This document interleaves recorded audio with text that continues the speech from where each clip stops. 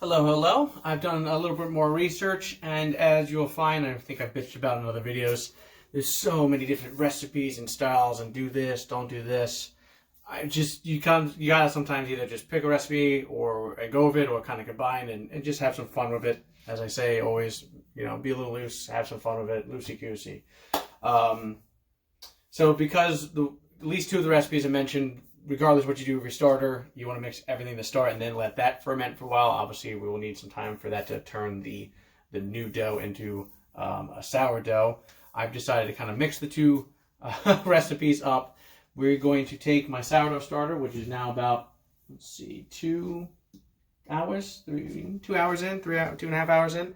It's already looking pretty bubbly. It's got a nice puff up. It's only doubled in size for the most part, but it's got a lot more growth to go. But we're going to use some of this, mix it with some, we're going to go with the tipo fine flour here, a little extra fine flour. And we're going to mix up the whole dough. We're going to let the starter sit out to continue doing what it needs to do, and then we're going to let the pizza dough sit out to start to ferment and become a sourdough crust. So we're going to go over the ingredients here. Fun fact, thank you to my engineer at the Bailey Brewing Channel. We now officially have our KitchenAid back. So no guarantees this thing's going to last. God only knows it could die in the middle of this process. But we're going to have some fun with it, right? Yeah, that's what we're going to do. So let's camera like this and pop this bad boy up here. Make some room for it. My apologies. All right. So let's get our scale out. Nice bowl here. We need 298 grams of flour. As I've mentioned in the past video, this extra fine Tipo 00 flour is fantastic. It's got a higher protein content, and it was night and day with the pizza crust I made the other night from my fiance. So, I'm not sure how this is going to turn out with the sourdough as well, but I have a feeling regardless, you're going to have at least somewhat of a tasty pizza, even if it's not full on sourdough. And I can always make additional follow-up videos perfecting the recipe.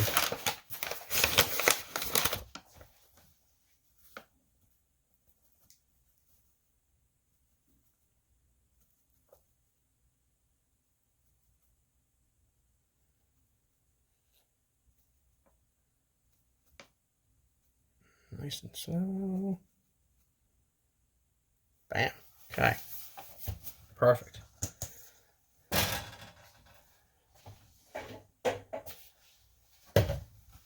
I'm going to go for the smaller bowl.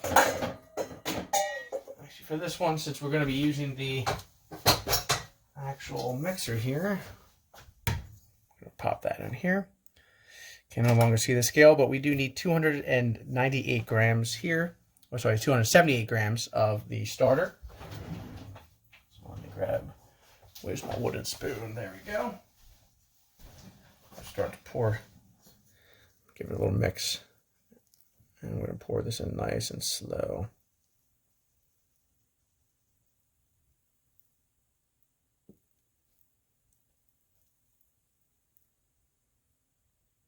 Just past the 200 mark.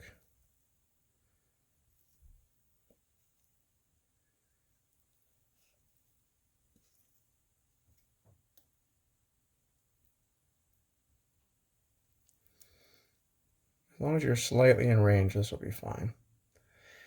280. So 2 grams off, not going to really fret. So we're going to scoop that back, the sides back in here. Wash my hands really quick.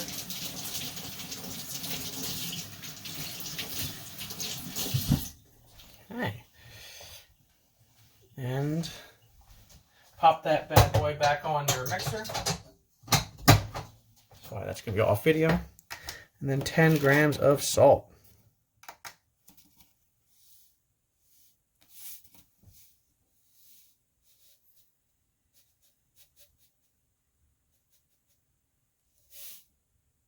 Beautiful. Okay. 10 grams of salt. Now we're going to need some water. Room temperature water, as always, 80 to 90 degrees. We're going to want to get, what is it here, 113 grams of water.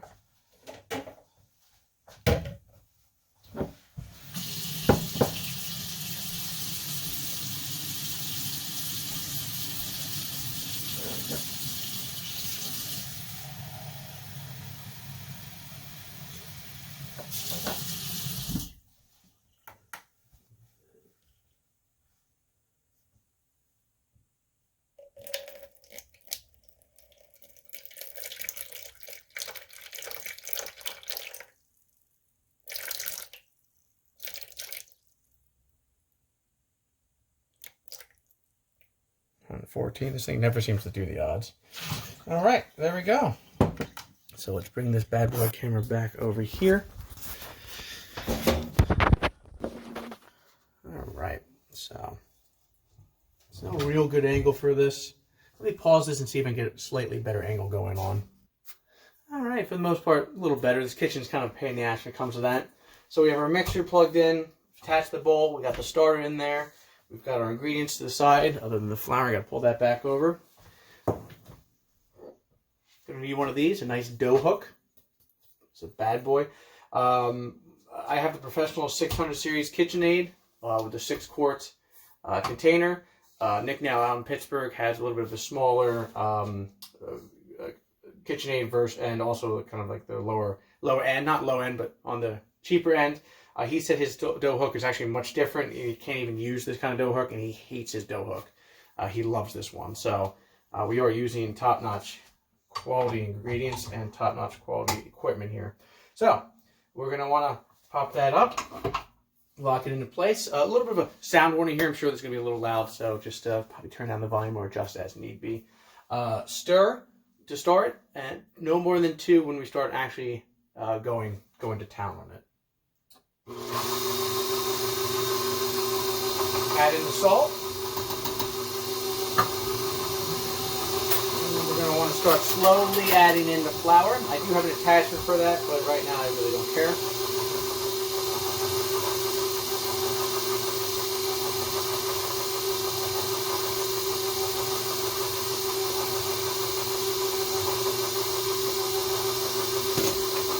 Save a little bit on the side. And I'm going to add the water now.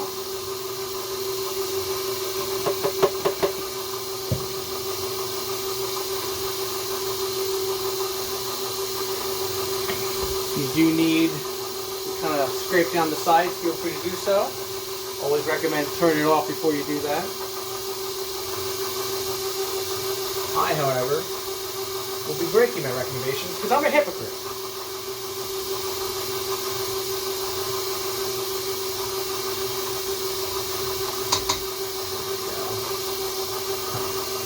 Scooping some more flour here.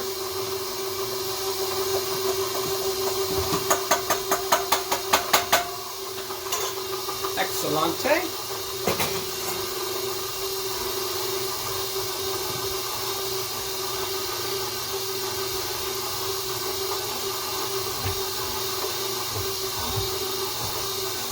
Holding up well. Obviously starting to move around a bit because it's getting more resistance as that dough ball is forming. This isn't some big recipe, so we're not putting it to too much work right now. And we're just going to be using it for one today versus maybe a whole bunch of batches in one day.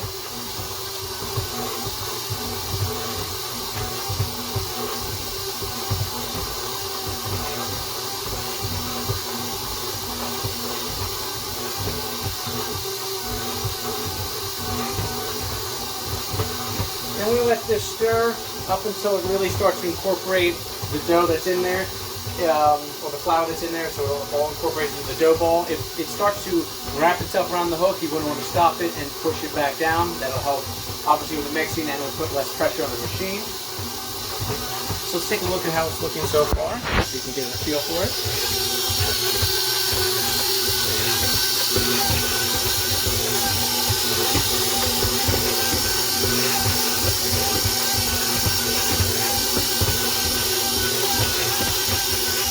Be able to angle this.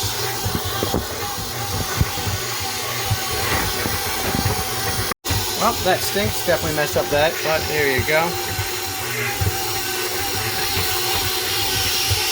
If you're coming back, this is now probably part 3, since for some reason the camera decided to close on me while I was trying to angle it better. So, I do apologize. Part 2 is going to be one whole thing. I don't know why now I need to do this, but maybe I can edit this for the first time ever. As you can see, it's not really sticking to the sides. All that loose dough has been, flour has been incorporated into it. So we're going to want to crank this bad boy up to a 2. And we're going to let this thing knead for about 7 to 10 minutes until we get a nice sticky, elastic dough ball.